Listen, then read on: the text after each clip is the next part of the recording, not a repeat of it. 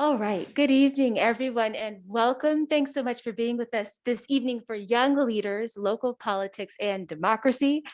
I'm Deandra Rose. I'm the director of Polis, the Center for Politics here at the Stanford School of Public Policy and Duke University. And it is our distinct privilege to have with us tonight 3 inspiring guests who exemplify the role that young leaders can play in public service. They will share so many insights with us tonight. Particularly, they'll tell us a little bit about their own unique pathways to public service and politics. They'll tell us a little bit about some of the things that they've learned along the way and what brought them to a career in public life, and how their identities and lived experiences shape how they approach their leadership.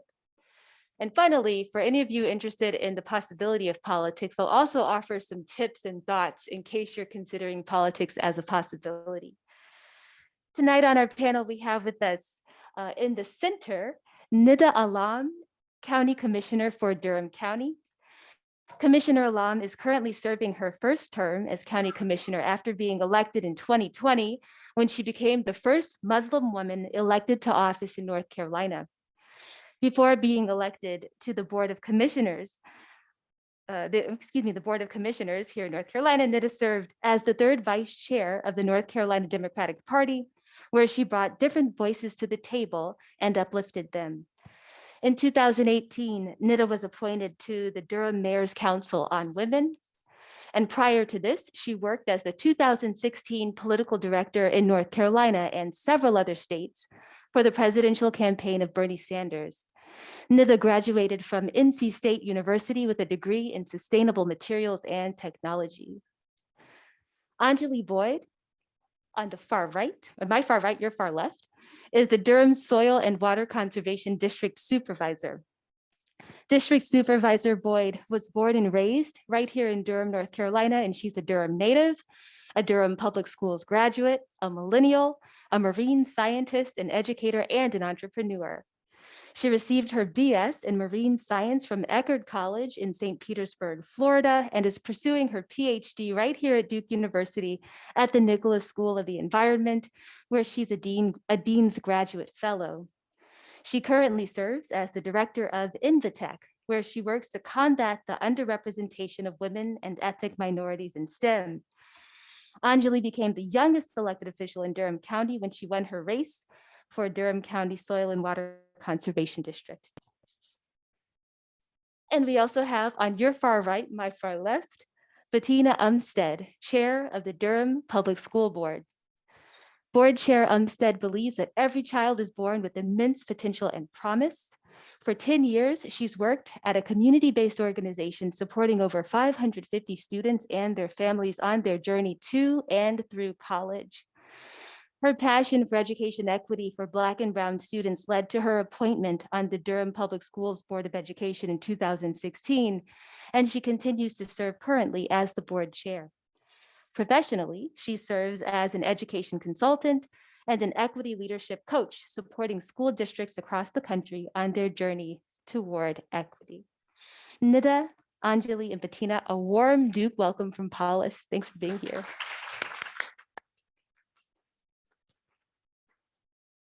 So for tonight's conversation, just a few housekeeping items. We will spend the first approximately 40 minutes or so in a moderated conversation, and then we'll open it up to the floor for questions. So please be thinking about anything you'd like to ask these amazing panelists. So we'll open it up later in the session. So to get things started, I'd love to hear you talk a little bit about the jobs that you do. So could you tell us, maybe one by one, if we could start with Bettina, tell us a little bit about what your role involves. Like, what's your role and what does a typical workday look like for you? So good evening, everyone. I'm glad to be here. I'm a Tar Heel, but I'm okay being in this Duke presence. So I am the chair of the Durham Public Schools Board of Education, and we set policy for the school district. So that's everything from what time school starts to assigning where students will go to school. So what neighborhoods will go to which schools will have what programs. And so if you asked me 2 years ago, I would tell you my day looks really different than it does now because we've also been dealing with COVID. So a lot of it is the administration presents information to us as a school board, we make decisions. And then I spend a lot of time also talking to people, talking to parents, talking to students, talking to principals to understand how our policies that we pass in the school in our boardroom are impacting them. It's a lot of reading and studying and thinking about ideas. And I would say this past year, we've all just been challenged and stretched to think about how we think about public schools differently because we're navigating very different territory. So that's a good summary of what I do. Thank you so much, Tina. Nida. Thank you so much all for coming out on a Wednesday evening. But yeah, as a county commissioner, we actually get to work with the school board a lot because our job as commissioners is looking at what our tax rate for Durham County residents is, and then how to distribute that tax and how to fund different programs. And the schools are actually the largest portion of our budget. And we also fund public health, social services, and other community safety programs. And, you know, a typical day for a commissioner is each of us actually get appointed to about 11 or 12 boards and commissions. And these are constituent resident commissions that we get community members to serve on. So I serve on, like after this, I have an open space and trails meeting where I talk with community members who are active in preserving our open spaces and making sure that it's equitable access to those open spaces and trails. And I also serve on the Workforce Development Board and the a couple of other public health board. And so our average day is just like meeting with those constituents, and each of us are split up across, there's 5 commissioners, we're each split up across different boards. And then we come and report that information back to the rest of our board members to make sure that through our decision-making policy, like our policy decision-making, we're bringing community voices to the table, because none of us on this board are experts in every single topic. And so we rely on the experts in the community to be able to support us in our decisions. And then, yeah, we get together as a board and we usually discuss, a lot of it is about just approving, like a water system needs to be approved and funded. How much are we providing to our schools? We just passed a tax assistance grant program, raising the minimum wage for our county employees, and that's the type of stuff that we work on. Thank you so much, Nida. And Anjali. Yeah, so I'm also one of 5 board members that kind of governs the Soil and Water District. And so ours is pretty kind of similar, where we're kind of this governing body. So we get a lot of applications for grant assistance or to fund, you know, conservation programs, education and outreach work within DPS and things of that nature. So a lot of it is at top level, trying to just figure out the goals and the mission of our district, and then what programs align with that, and where we're putting money, where we're putting people and things of that nature. But on the other end, a lot of it also is networking. So the Soil and Water District, while it's county based, there's Soil and Water districts throughout the whole state of North Carolina. So basically every county has their own Soil and Water District. And it's a pretty collaborative process between, you know, Soil and Water districts here versus, you know, out in the coast and vice versa. And so we do a lot of work with other districts as well. So a lot of it is trying to meet new people, understand what their needs is in their county, how we can be of assistance to them, and how they can be of assistance to kind of helping us get what we want done as well. And then a lot of grant writing and things of that nature to fund programs. And so working with staff to identify grant programs, but also trying to understand like what the needs of our community are and what kind of programs we need to create around those needs to fill those gaps. So, yeah. Thank you so much, Anjali. So for my next question, maybe we can go in reverse order. And I'm just curious, are there any, like, what surprised you most about the job? Yeah, so I have a background more in science, as you probably heard and may know. I mean, I'm a PhD student here. So it was a pretty big difference in like how it operates in government. I think the biggest surprise is how slow things go. I just was not aware of that. I'm super action oriented. I like to get things done and move along. It's not the process, you know, you have to go talk to this person and this person. So that's probably been one of the most challenging things, is trying to sometimes feeling like I'm not getting what I want done just because things move so slow, which, I mean, and there's a reason for that, right? Like we move and think too fast in government, and the checks and balances are needed, but it's just something to get used to. And I'm still, trying to get used to it and jumping through the hoops and whatnot. So that's probably like the biggest learning curve I've had over like the last year. Yeah, I think for me coming into it, I mean, I was very ambitious. I still am very much of like, this is what I'm going to get done. Like first year, second year, this is my goal and plan. There's a lot of processes and procedures in place, but still finding ways to work with staff to get what needs to be done for the community done. But it does take a lot of conversation with staff members and how much work they put in. I don't think folks realize that a lot of the work that our elected bodies accomplish is because of the hard work of our county staff behind the scenes who are doing all the research and data, budgeting out these different projects to tell us what's actually feasible. How many people is this going to reach? And is this going to be a successful program? So that was something that wasn't necessarily a challenge. It was a very surprising thing to see how much input commissioners have in the decision-making process, like with our budget, for example.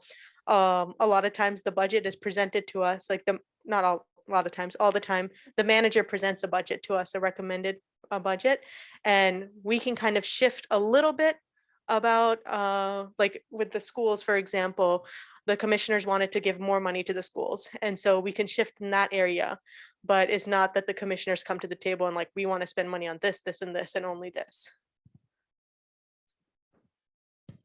I would say one of the things that I feel like I kind of knew, but I really started to understand as a school board member is how much state policy and federal policy impact what we do every single day.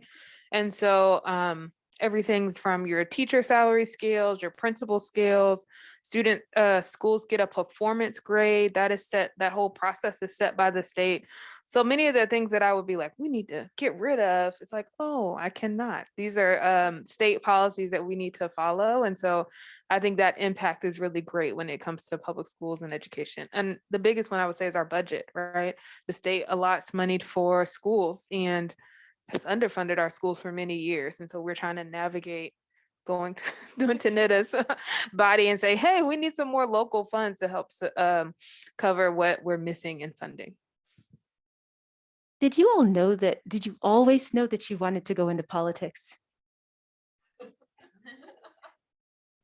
I would say I was always interested in politics. Like I read the news, I'd watch like, MSNBC or whatever, but like I never saw myself as a politician. And a friend, when my seat on the school board, someone resigned and a friend came to me and was like, hey, I really think you should consider this. And I was like, yeah, girl, no, I can't do that. And she asked me again. I was like, no, for real, and set me down and told me why. And that's kind of how I was like, okay, maybe I'll apply to this thing, and how I became a politician, which is kind of crazy. Yeah, for me, I never saw myself going into politics. My family, like we grew up in a family that my parents would always make sure we voted, but we never really talked about politics beyond that, because just how Muslims in America are stigmatized by politicians. It was just something we refrained from. Like, at dinner parties, the uncles would sit all together and they would talk about politics, but the moms and the kids would all sit separately and talk about other things. But it was actually, I studied sustainable materials and technology. My plan was to go into the tech field or STEM field. And however, in 2015, I lost my 3 close friends in the Chapel Hill shooting, Dia, Yusra, and Razan. And that's what really spurred for me to get involved in politics, because these 3 like brilliant Muslim students were murdered in a hate crime, but the police and public officials called it a parking dispute. And that really made me realize that, when we're not speaking up for ourselves, when we're not being our own spokespersons, other people are going to write our stories for us. And they're going to write our narratives, and we need to get involved and have our voices at the table. And that's what I started looking at, who was running for office in the presidential, and Bernie Sanders resonated with me. Yeah, I never thought about this either. If you would have talked to me in high school or college, I was so like, no, that's way too far. I don't think I could deal with the politics and everything. So yeah, this was never in my plan. It also kind of came into my plan just because of my interest in conservation and things that I was doing. And then the seat was becoming available because Danielle Adams was stepping down and had already been involved with the district as like an associate supervisor. So just kind of attending meetings and whatnot. And then this seat in particular, I got really jazzed about, and kind of actually what made me run for it. Because when I found out I had to run to get Danielle's seat, I was like, I don't think I want that. I was like, I don't know about any of that. I thought it was more like, application and whatnot. Found out you had to be elected, and that seemed like super scary. But Danielle's mother, Stella Adams, was actually the first Black woman in the state of North Carolina to hold this seat, and hold a seat on a board seat, an elected official seat on a Solon district.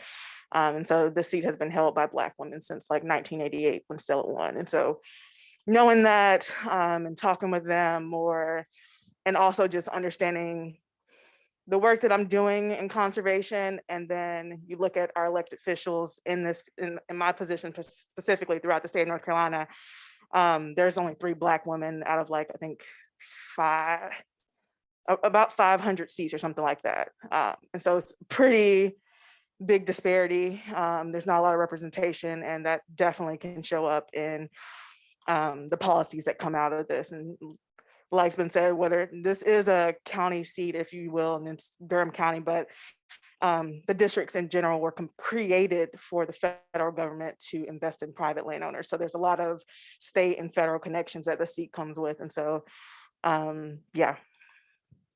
So for a lot of young people who are considering politics as a possibility, they spend a lot of time thinking about how to get the knowledge and skills that will help them to serve. And so I'm curious if you would point to any particular education, work, or community engagement experiences that you have found to be especially useful in shaping your work. Yeah, I would say for me, I didn't know how to get started in politics. And so I was looking at the Bernie campaign. I was like, this is a person that actually speaks to me as a person of color, as someone who's a part of this movement for social justice, rather than a stereotype and siloing us into different communities. So I started looking at, okay, who's organizing for this candidate across the community. I found groups like Triangle for Bernie, College Students for Bernie, and I started reaching out to them and asking, how can I get involved? And that led me to starting a club at NC State called NC State for Bernie. I was known as the socialist queen of NC State during that time.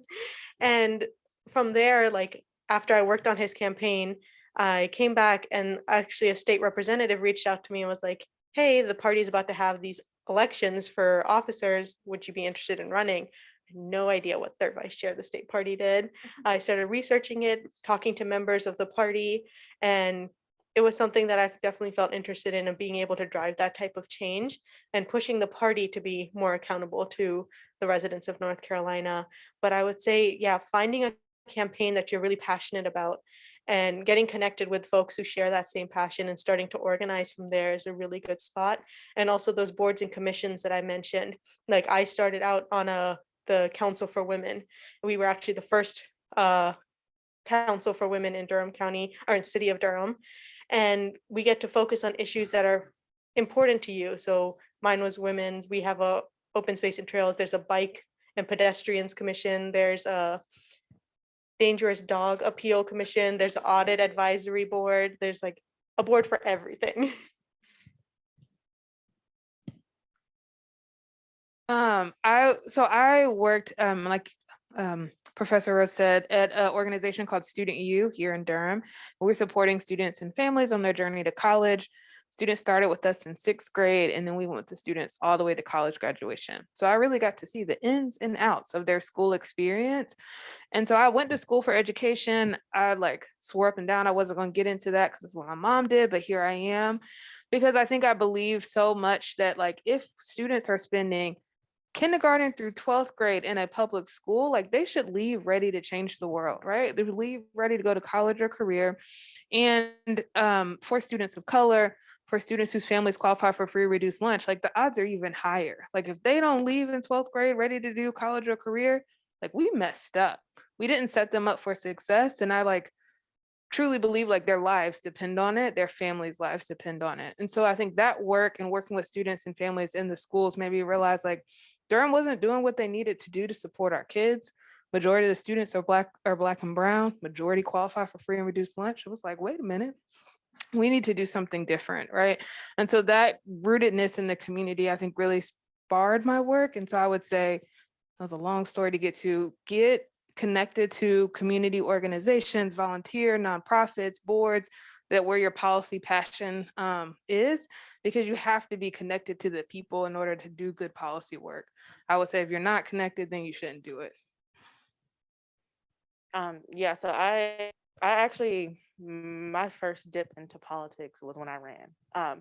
So prior to that, I guess my experience came from a lot of leadership in undergrad. So I was really active on campus. I started a club, which ended up growing to like one of the biggest clubs on campus, and we did a bunch of outreach. I went to college in Florida, so the St. Petersburg, Pinellas County School District is like there's a Failing Factory story series that won a prize for documenting just like one of the worst public school districts when it comes to test scores and funding in the country. And so we did a lot of work bringing those students into our campus, and also doing tutoring programs and mentoring programs with the middle school students.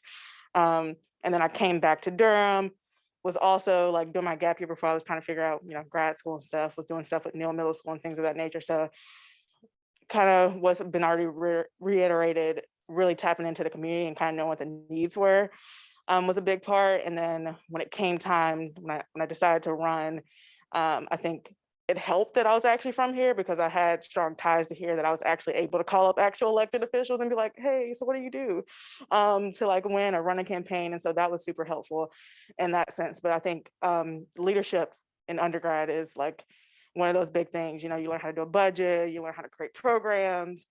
It can play a really big part in like helping shape what you want to do next. So yeah. So I'm sure it comes as little surprise to many of us here in this room that politics tends to be dominated by older Americans. Although they represent like 16% of the US population, people over the age of 65 are extremely overrepresented in elected office in the US. And so I'm really curious about what it's been like for you as a younger public official. Like, have you felt that your age has played into your experience? Yeah, I can start something. Yeah, it's been difficult for me. I think there's just so much when you walk into government, and there's, like we've described, like the first question, there's just so many processes that you have to figure out. And so I think sometimes people can take advantage of the fact that you might not know that. And so that's difficult to navigate and figure that out. But good mentors are always amazing and help kind of get you through that.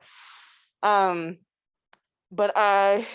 I think that's kind of like the negative end of it. The positive end for me is that I'm really connected with the people my age, and I kind of understand what is needed, and what people are passionate about and what people want. And so I think it of course helps, because I bring this new perspective to the table, but I bring this new perspective to a table where there's 4 other board members and the majority wins, right? So it's not enough for just me to be that only perspective, or that younger perspective at the table. There's a dire need to have more people, because in politics or in government, no one person has all the power, right? Most of us operate on some type of board where the majority wins. And so even though there's me, if there's 4 other board members who have the perspective that was previously described of an older white man or male figure, it can, not always be as productive as you would like it to be, and it's harder to get things done. But I think it's a start. So yeah. Yeah, definitely. From my board, I'm the youngest commissioner on the board. I'm actually the youngest county commissioner ever elected in Durham County, but I'm the youngest by 10 years. And so it can be a learning experience, because for me, even the way I grew up and was raised also plays a factor into it. Like, culturally, we were always told, like, listen to your elders, respect your elders. And obviously, like, I want to do that and have that portion.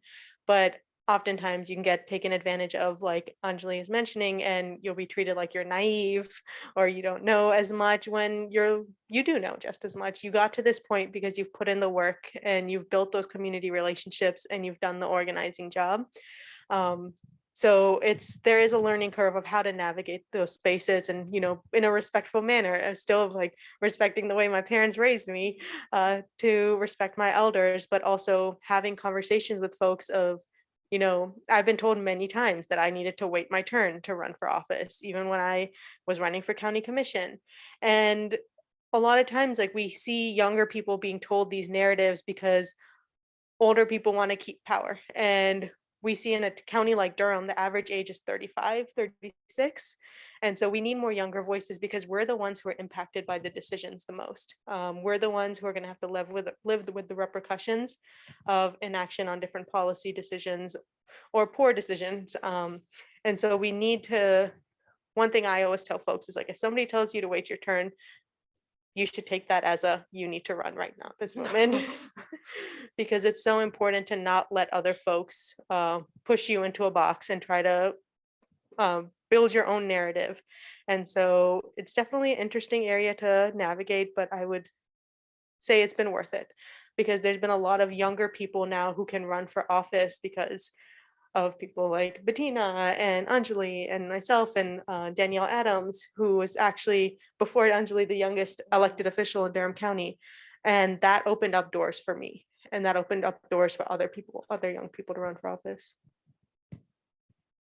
Yeah, I would say besides people thinking I'm a student sometimes when I'm in schools, I think I agree with what's been said before. I think sometimes you can think, oh, I'm young, so I don't know enough. And I always say, like, we do, like our lived experiences are enough. And so I think getting mentors, talking to folks, like,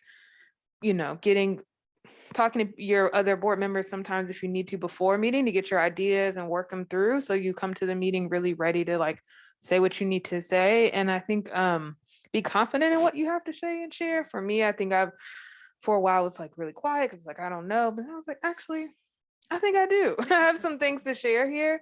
And I think learning that confidence has been really helpful for me. So you talked a little bit about age, and in the academy, many social scientists think a lot about something called intersectionality, this idea that multiple identities work together to shape our lived experiences and how the world engages with us. And so I'm really curious about, in addition to your age, thinking about gender, I'm thinking about religion. Are there other identities, especially as women of color? Nida, you're the first Muslim woman elected to office in North Carolina in history. Would love to hear you all speak to that. Has that shaped how you've stepped up into public life? Yeah, it's definitely shaped up how I've stepped into it. I mean, even when I told my parents I wanted to run for office, they were terrified because they were like, you're visibly Muslim, like your 3 friends were just murdered for being visibly Muslim. And there was safety concerns for them, especially being in the South. I think that also plays a factor into it, that a lot of the Muslim women that I've seen and like are role models to me who have been elected to office aren't in the South. And so there's a learning curve there, but also one of my favorite memories from my county commission race was I went to the mosque for an evening event and we were like we were having dinner. So I was helping serve the dinner. And there was this little 3rd grader and her sister who was in 1st grade or kindergarten who came up to me and were like, "Are you Nida Allam from the signs?" And I was like, "Yeah, that's me." Because my yard signs actually had a silhouette of me in my hijab. And they're like, "Is that really a hijab that you're used on your sign?" And I was like, "Yeah, that's it."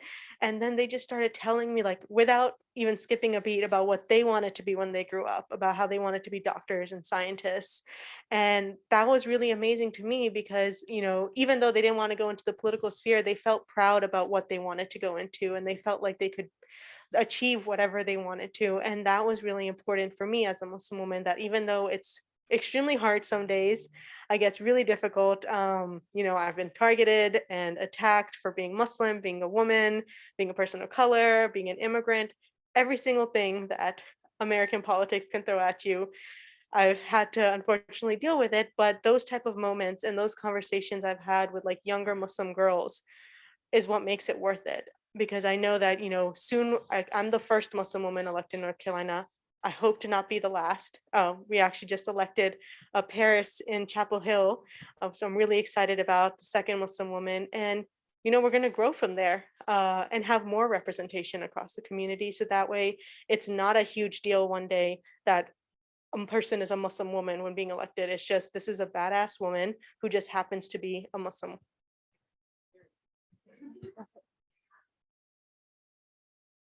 Yeah. So yeah, it's definitely always something to navigate a space as a Black woman, I think, in any space. I think when I walked into government, it was just a whole nother layer of trying to figure out how to navigate that space as a Black woman. And yeah, there's been instances, I think the first time I've actually ever experienced like outwardly racism, like, the microaggressions, that's one thing, but outwardly racism is campaigning. Like, I didn't even expect it. I mean, because I grew up in Durham, so I've always loved the city for the fact that it's been super diverse my entire life. And the first time I really felt like a minority is when I went to college, and I was like, oh, so every city isn't like Durham. And so, yeah, when I campaigned, that was something I did not expect, but had to deal with, and trying to figure out how to navigate that was, yeah, challenging. And I'm still navigating it, right? Like, I mean, there's only 2 Black women who are stolen water district supervisors in the state of North Carolina. So a lot of the other supervisors that I have to work with or, talk to or network with are older white men. And so that's a whole nother thing, because while, the triangle is the triangle and it's amazing, that's not the case for the entire state of North Carolina. And so, yeah, it's something you have to deal with, and you have to figure out how to manage it as best you can. And I don't know that I'm an expert at it yet. I think I'm still trying to figure it out most days.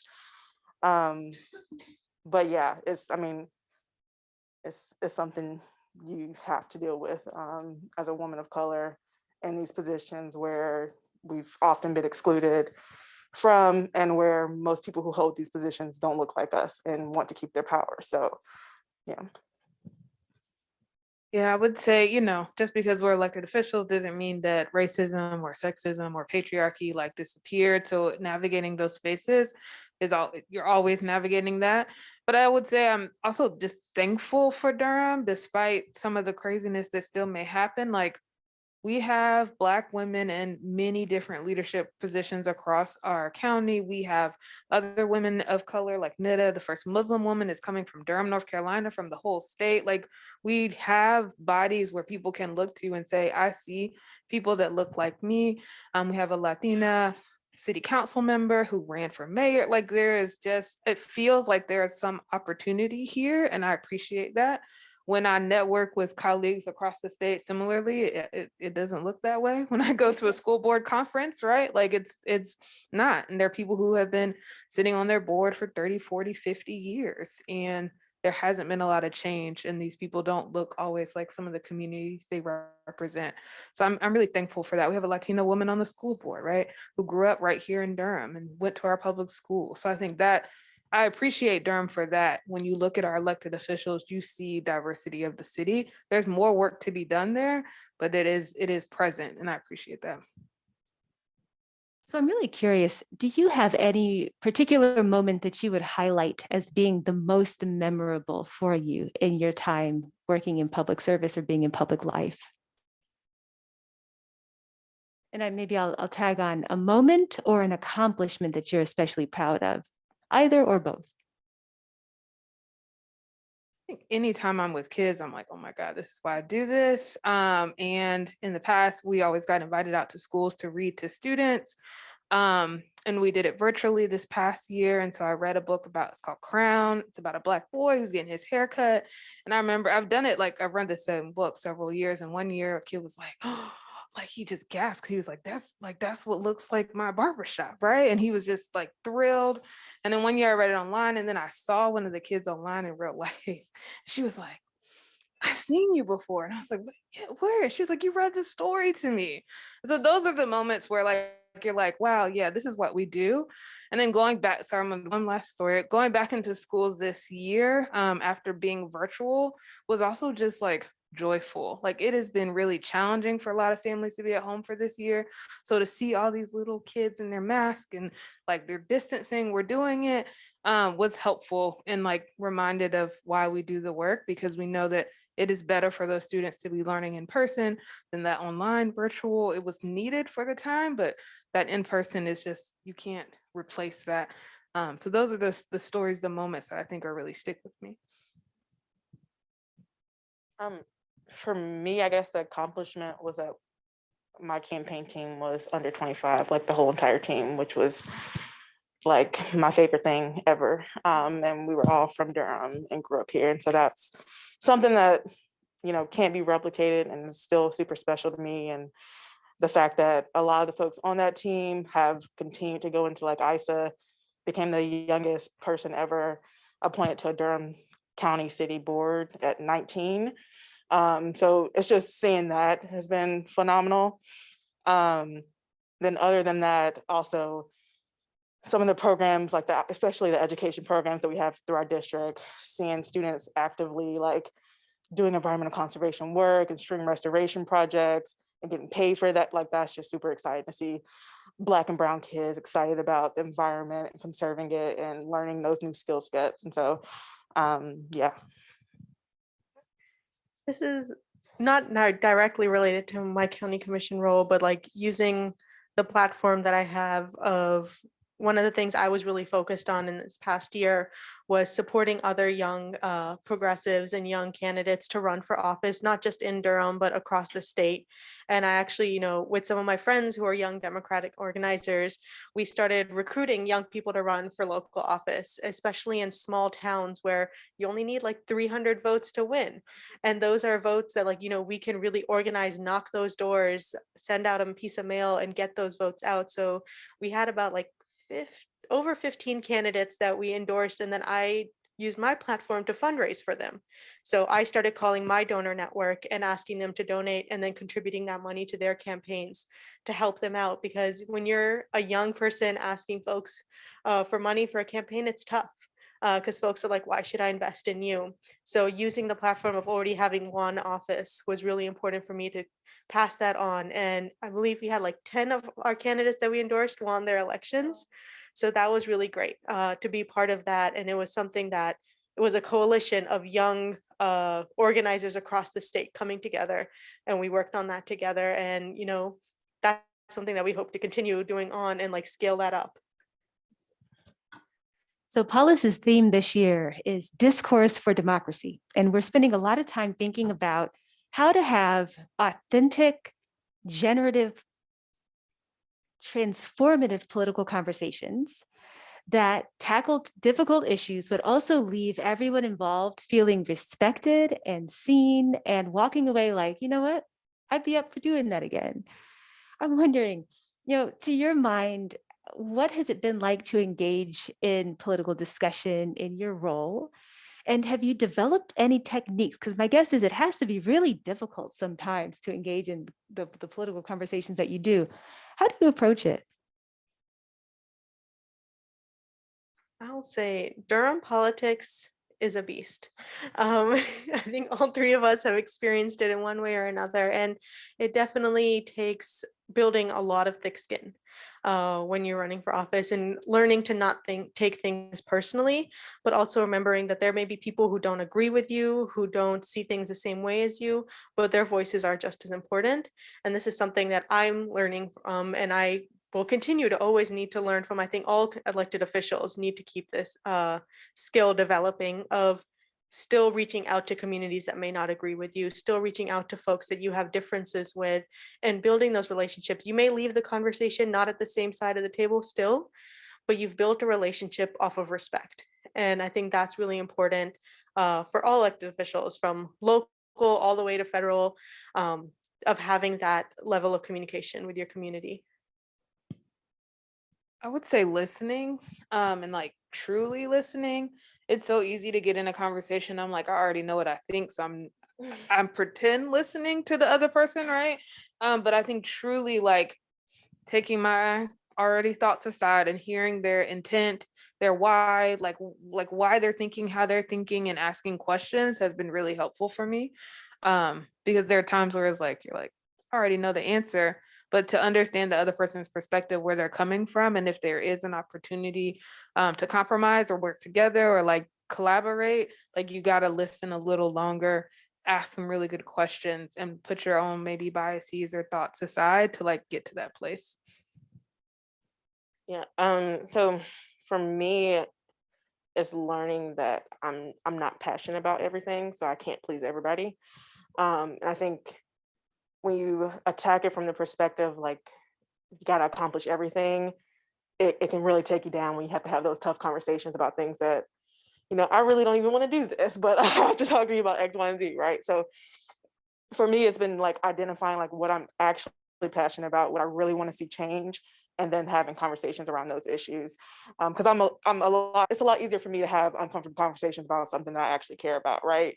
That I'm willing to put the time and the effort into to dealing with. And then on the other end, like I don't always have an opinion on things that I don't necessarily care about. And so that I don't always feel like that's my place or I need a voice in that conversation. I might be there to listen, to understand like what the perspectives are, but it's definitely been identifying what I really care about and then proceeding on that.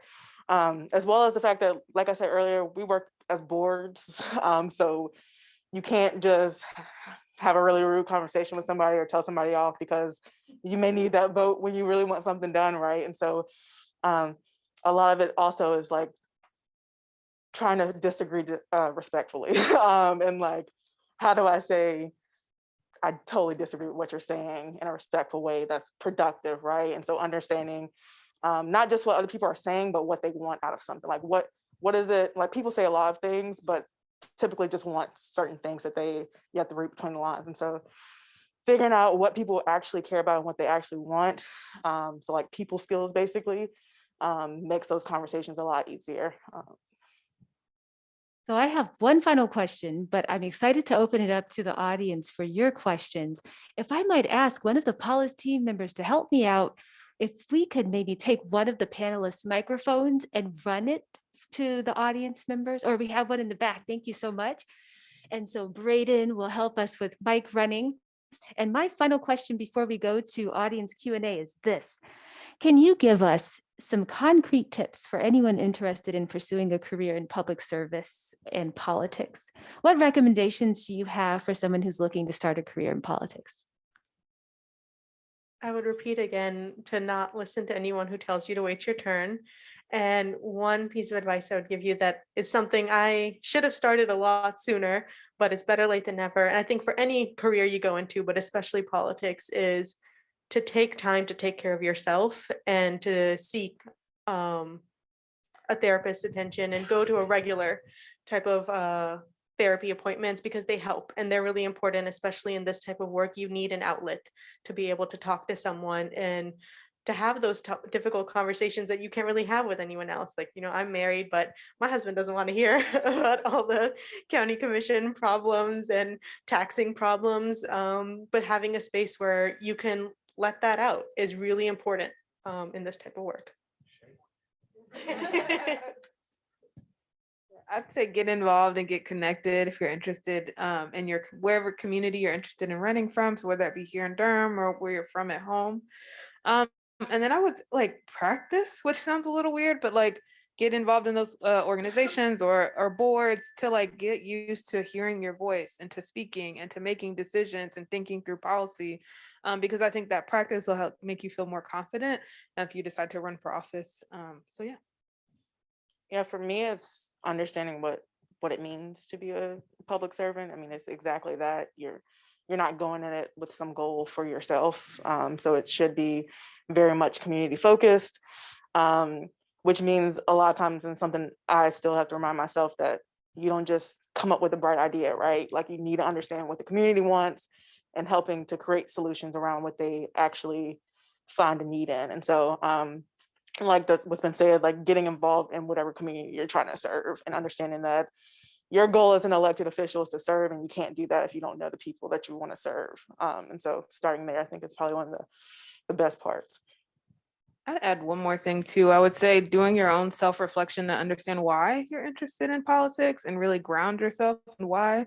I wouldn't say this is glamorous work, or we don't get into it for the big dollars or anything, but it's important public service work, right? Like it's for the people. So really understanding why you're driven, why you're interested, and like writing that out, reflecting on that, I think will also help drive you when it comes to getting involved in politics. Thank you so much.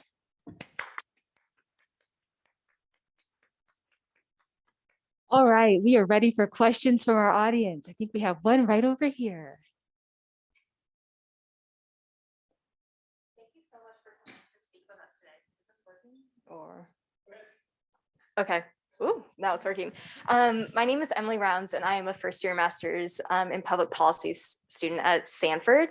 And as a graduate student, I have been trying to grapple with the in between of being both someone who lives in Durham, not on campus, but also really just occupies primarily the space of Duke. And I know that with undergrads and graduate students alike, at a primarily white institution, we often don't represent the demographics of Durham.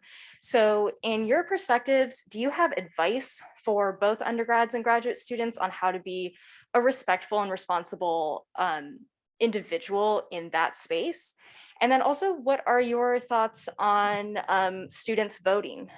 For students who may not know the area, I know that I felt a little bit uncomfortable voting in this election because I'd only been in Durham for about 3 months and was really grappling with home being New Jersey still technically where my parents are, but just having graduated from Davidson, just 2 hours away. So being a registered voter in North Carolina, but not really knowing anything about local politics or what others would think about that. Awesome, thank you.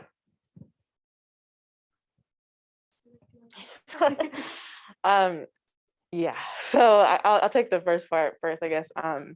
Being a Duke student now, from growing up in Durham, I was, when I was growing up here, I always thought there was a pretty big disconnect between Duke and Durham. I've always been a huge fan of Duke, but that's pretty much the extent of like my my experience with Duke, like Cameron, and that's about it.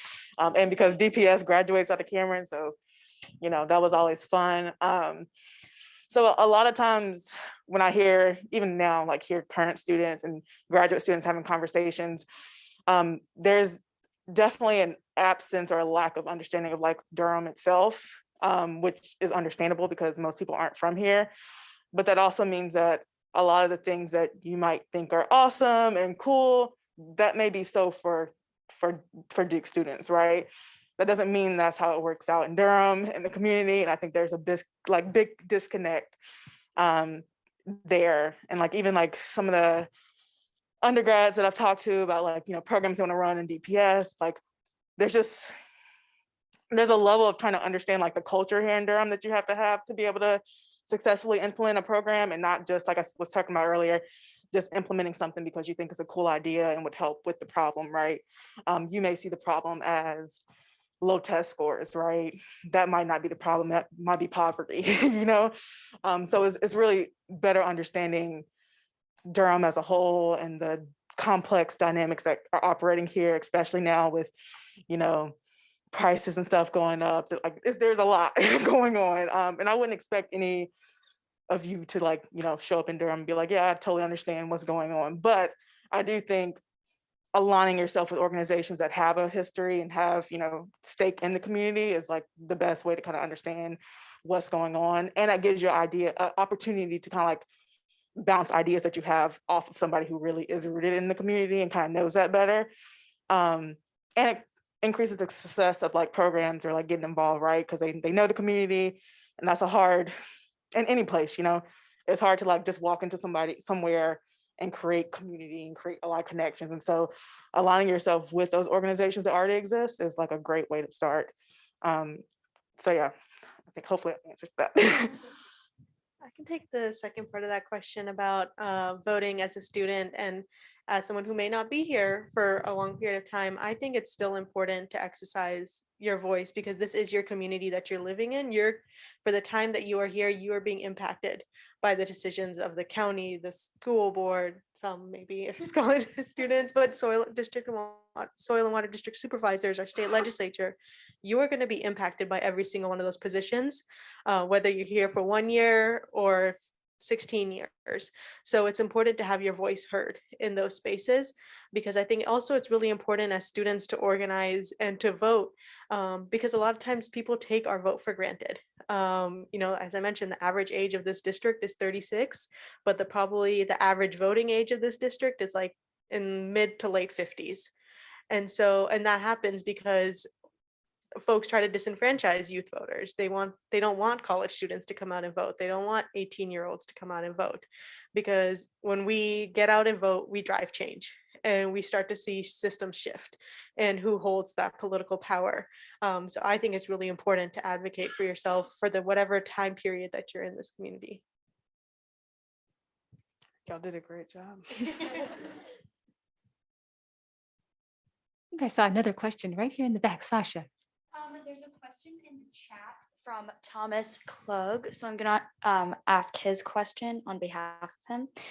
His question was for Nida. How can we get involved with your congressional campaign in 2022? I really appreciate that question. I will find a way to pass on my information to you offline, but for this conversation, I'd really like to focus on, my work as a county commissioner. Got another question here, Olivia. Thank you. Yeah, I'm right in front of you, so I'm not gonna stand. Hi, my name is Olivia. I'm a PEP fellow and I'm a fourth year. Woo, I'm about to get out of here. My question is, as women of color, how do you discern good faith actors from bad faith actors? I think there can be a lot of pressure, this is also, I think, something that's felt at predominantly white institutions, that even when your gut is telling you that this person is acting on bad faith and you are not necessarily obligated to listen to them any longer, the worry, I don't want people to think that I am quick to pull the ism card. I don't want people to think that I'm sensitive. I don't want people to think that I'm incapable of doing my job. So my question is, how do you balance, or how do you identify and I guess deal with bad faith and good faith actors?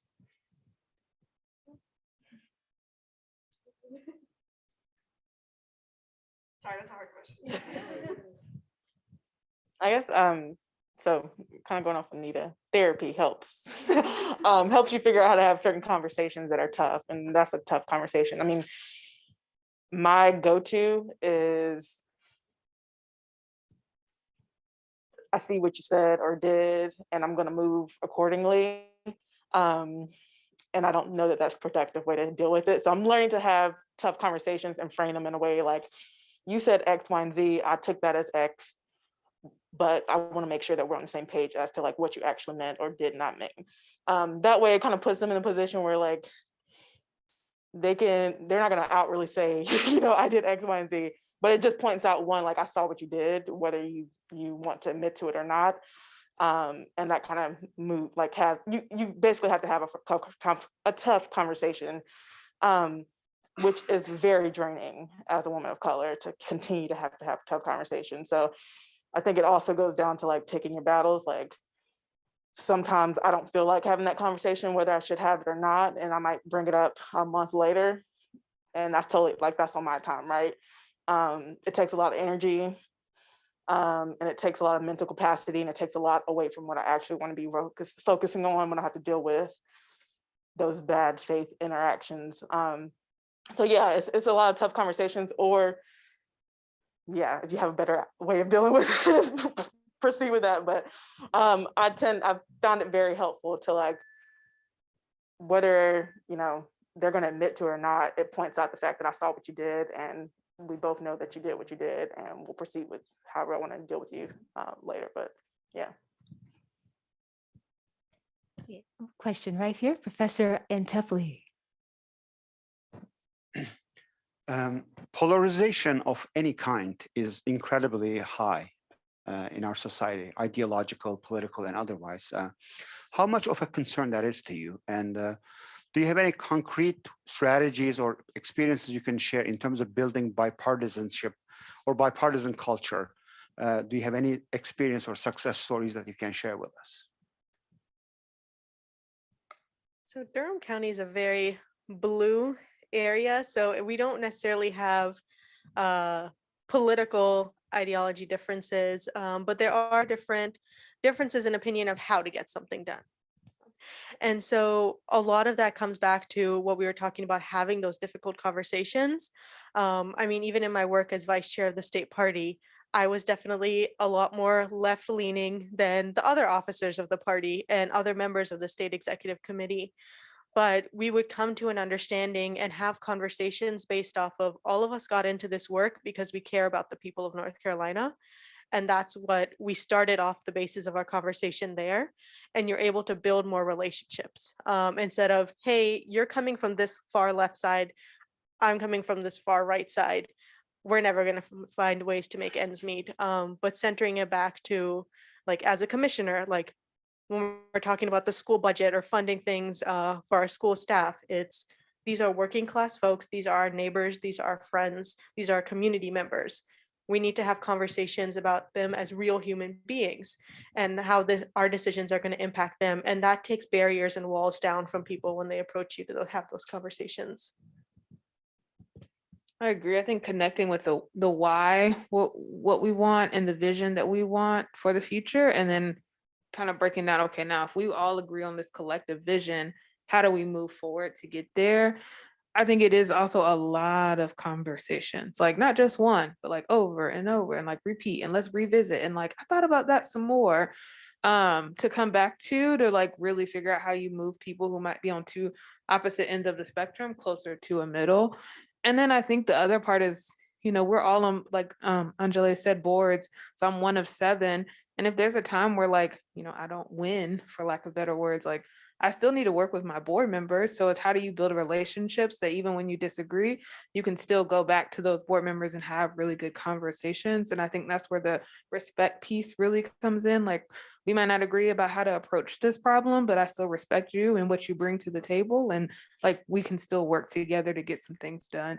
I think that's something that's missing in politics. We're not listening, not respecting each other, and we're not remembering our goal and our vision. It's for the people of the state, for the children in my aspect. So like, we got to keep that the main thing.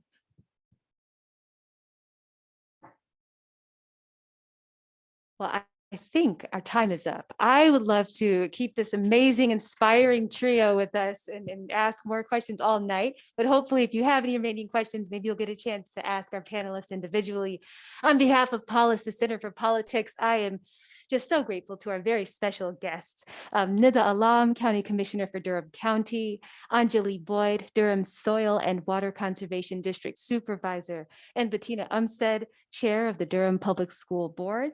I'm also really grateful to the Polis team, our amazing team of staff and student volunteers who are with us tonight, Polis's Senior Program Coordinator, Meg Biddle, Polis's Administrative Specialist, Braden Hammond, the Polis Directors Fellows who are around, I see them and being amazing, our amazing volunteers throughout. A big shout out to our PEP Fellows who are here in force, and to everyone for being with us tonight. Thank you so much for making time and being with us. And we hope that you will check out polis.duke.edu for more information about our programs and events. And stay tuned for, I believe it's next week, that we will announce this year's Polis Spring Polis Innovation Accelerator competition. I think I can say that it will be an arts competition. So please stay tuned for more details and information on how you can enter for fame and fortune. So thank you so much for being with us. Thank you again to our amazing panelists.